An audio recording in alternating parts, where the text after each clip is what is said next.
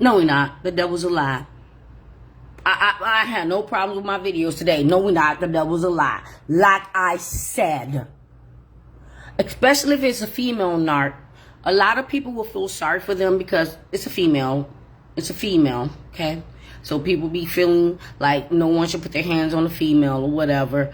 But if it's a female narc, maybe she's with child or got her children with her and wronged someone. So people are being considerate of the situation, okay? And not crash out and dog walk their ass.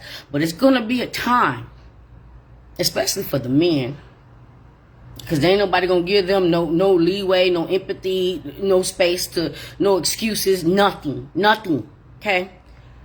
But it's gonna be a time somebody gonna dog walk their ass, okay?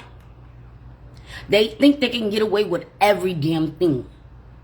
They think that like they're invincible. They even think that they're not able to be incarcerated or charges against them for the things that they do to people. So they crash out. They crash out all the time. There's so many videos out there where you can see them crashing out, and especially over phones. What the hell is that? You know you cheating.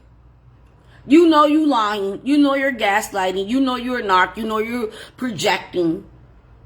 Sometimes they just need to own up. Since y'all so damn tough, own up to that.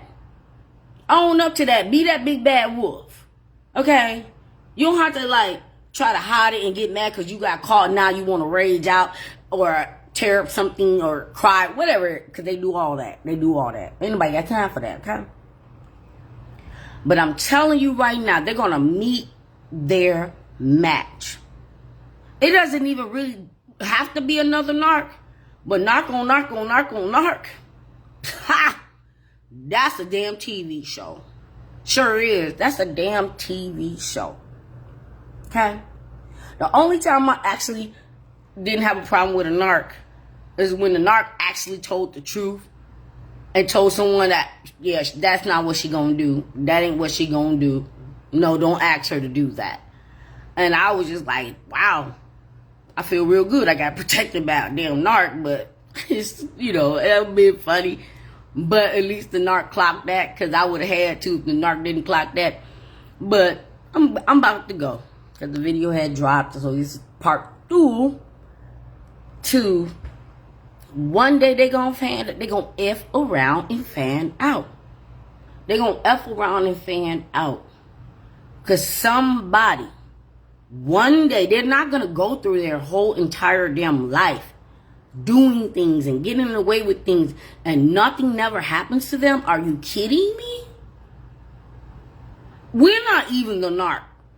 And look what happened to us dealing with a narc, even though we didn't even deserve that. So if we are people that had to deal with a narc or, you know, disrespect or wrongful treatment or whatever, what makes them think that they're going to be able to get away for the rest of their lives with the ish that they do? Now, I'm going to go because I don't want to make this into another, I'm sorry, I don't want to make this into a long video, because I did write down that I want to do a topic about, y'all want to know what the narc worst fear?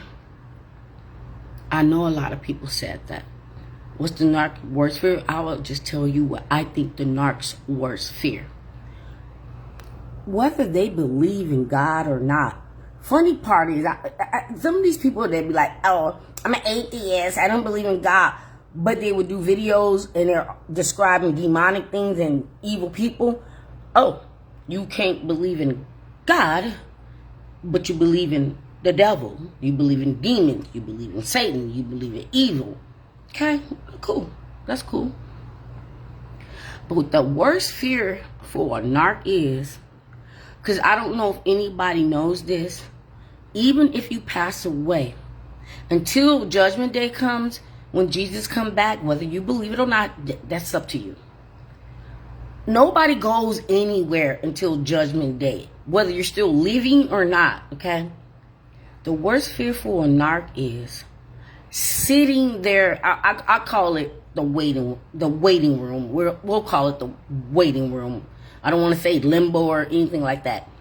Sitting in the waiting room, knowing that when your name gets called, and you know when your name gets called in the waiting room, you be happy because you're ready to see the doctor or whatever, you're about to be done, whatever, and you can go.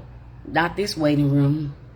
Sitting in the waiting room, reliving over and over and over again the life and the things that you've done to people, and trying to convince themselves, even in the afterlife, that nothing happens after you pass away.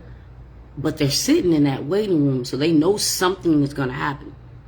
Their worst fear is sitting in the waiting room, knowing that when their name get called and they have to be judged, they know what's going to happen. They know where they're going to be. They know that they're going to suffer. Because why would you be rewarded for living the most evil life, treating people like trash, and think that it's okay because once we all stop breathing, there's nothing else. We're just done. There's no consequences or anything like that. They wish that was true. So I'm gonna go. That's their worst fear. That's their worst fear. But don't let it be you. They want to make sure that if they got to go down, they got to take a whole bunch of other people down. They got to take you down. And they want to make sure they do the worst damage. Because they don't want to go out by themselves. Okay? They know. Yeah, Narc, you know.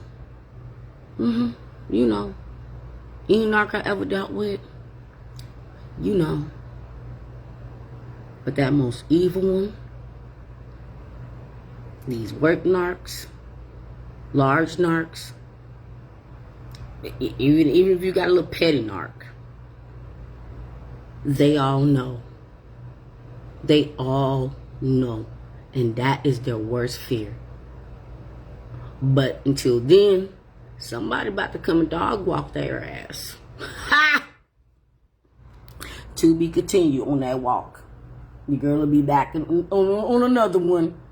And if there's one narc that I say, yeah, somebody gonna walk your ass, get walked, I can't wait to come and update you guys then. But until then, they better pray to God that it never happens.